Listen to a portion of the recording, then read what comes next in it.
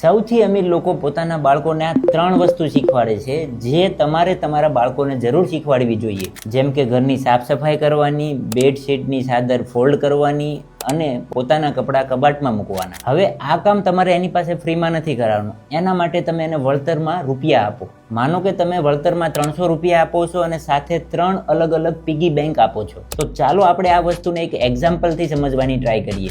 પહેલા પિગી બેંકમાં તે 100 રૂપિયા નાખશે અને મંથના એન્ડમાં બાળક પોતાની મરજી મુજબ ગરીબ લોકોને મદદ કરશે. બીજી પિગી બેંકમાં તે બીજા 100 રૂપિયા નાખશે પોતાના સેવિંગ માટે અને મહિનાના અંતે તે પોતાની મરજી મુજબ વાપરશે, જેમ કે તેમને કઈ સારું ફૂડ લેવું છે, ટોયઝ લેવા છે. અને ત્રીજી પિગી બેંકમાં જે 100 રૂપિયા નાખશે તેનું ઇન્વેસ્ટમેન્ટ થશે. એટલે કે સાથે સાથે તમારે એને સમજાવવાનું છે કે આ 100 રૂપિયા આપણે ગોલ્ડમાં ઇન્વેસ્ટ કરશું અને જ્યારે અમાઉન્ટ મોટી થઈ જશે ત્યારે એની સારી એવી પ્રોપર્ટી ખરીદશું.